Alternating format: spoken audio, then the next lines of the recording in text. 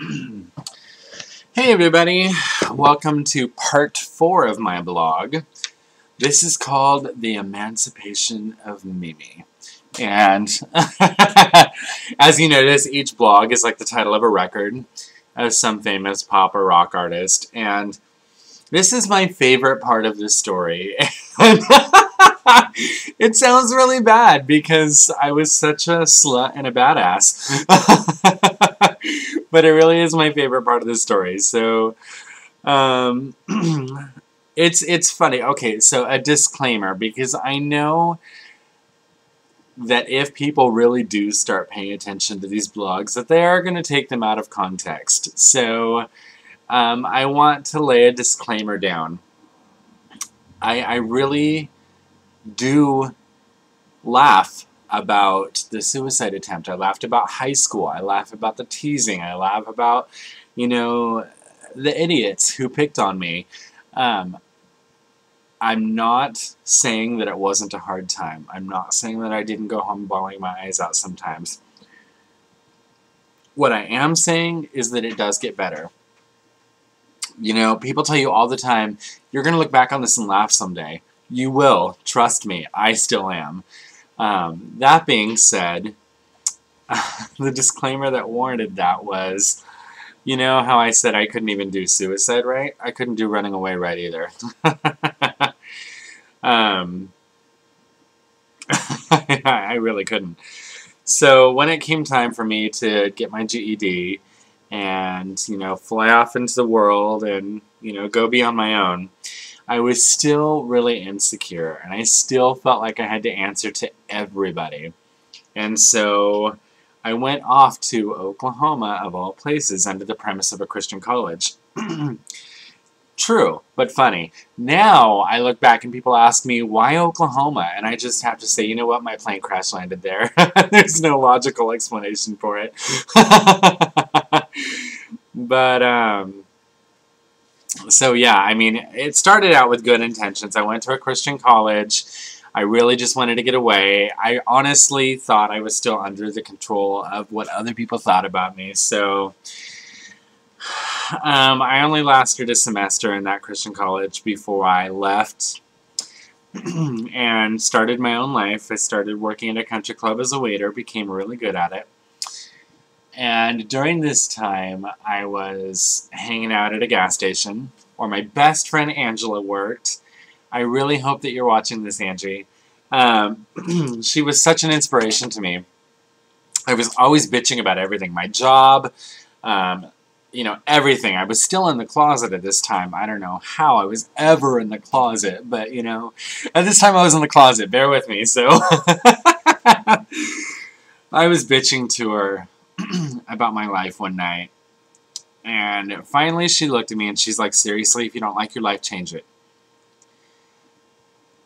And it was like the slap in the face that everybody needs, and it was the turnaround point in my story.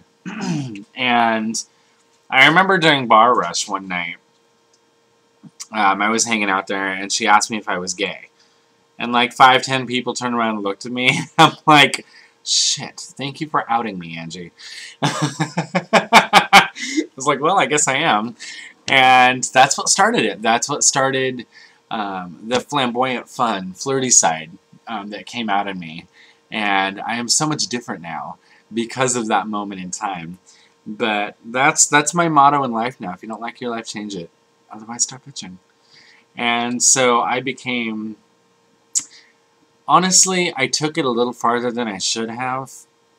A lot of my peers were probably going to the University of Washington, and settling down and having kids. Me, I was drinking half-gallons of Jack at a time. I was doing crystal meth. I was, partying like fucking crazy and just living it up. And I mean, that was my life like every night. I remember a group of us, and we were in Tulsa. We started out partying. We got so blackout drunk. We woke up in a field in Kansas and couldn't figure out where we were. And we had to hitchhike back to Oklahoma. When I say I was a badass, I'm telling you, I was a partier. And,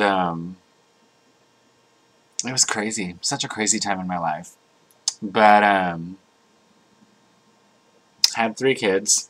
They're not mine biologically, but I remember the girl that I was doing crystal with went to prison for like something within 1,000 feet of a school zone, like 10 years in jail.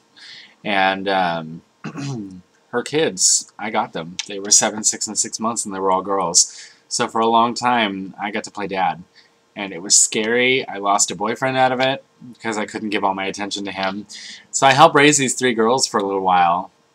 And that's what pulled me out of the drinking and the drugs and the partying and all of that. It really kind of snapped me to attention and made me start the maturing process. And then after the kids' grandmother had come down and, you know, taken the kids, and she didn't want me to have anything to do with them. She knew that I could have potentially been a bad influence on them, and I wasn't allowed to have anything to do with them after I'd already spent so many months, you know, with them. And that was really hard for me too. And then I ended up coming back to the Pacific Northwest. Never told my grandparents that I was on drugs. Never told my parents that I was on drugs or that I had a drinking problem. This is not a problem. This is, you know, I'm telling a story and I need some enhancement. But no, I never told my family about the stuff that I'd gone through. And up to that point, I had been out in Oklahoma, but I hadn't come out at home. So I came home. I lived in Long Beach for a while, migrated down to Portland, Oregon, and I met Danny, who was the love of my life. We were engaged to have a commitment ceremony, and then he ended up passing away. Ironically, he drank himself to death before the age of 30. And it was really hard, and that sort of started another downward spiral, not quite as dramatic as high school, but I stayed inside. I stayed in bed for like 3 months. I didn't go out. I shut out all my friends, and then I fell for the wrong guy. I mean, we were dating like maybe 3 weeks, and he asked me to move in, you know, and the logic was there. Excuse me, on his end, he had said, you know, why don't you just cut down on your bills and move in with me? Okay, you're really hot. Again, I was such a dumbass.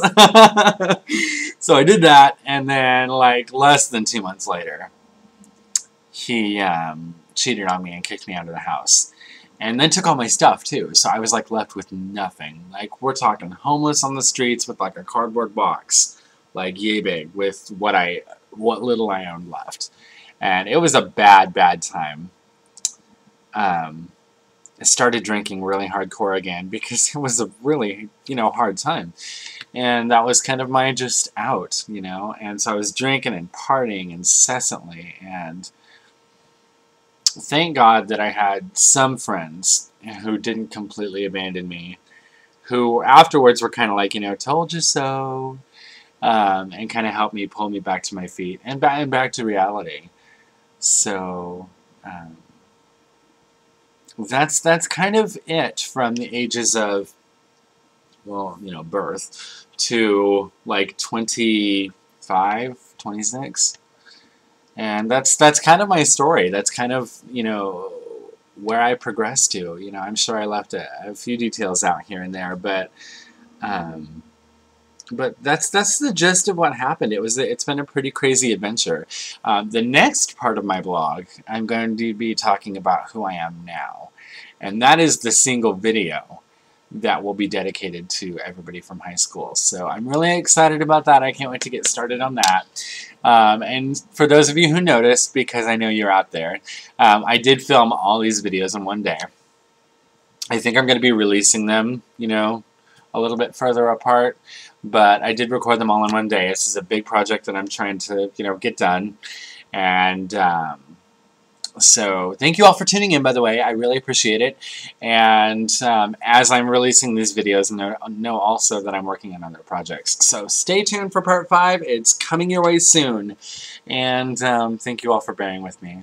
It's been fun sharing my story so far.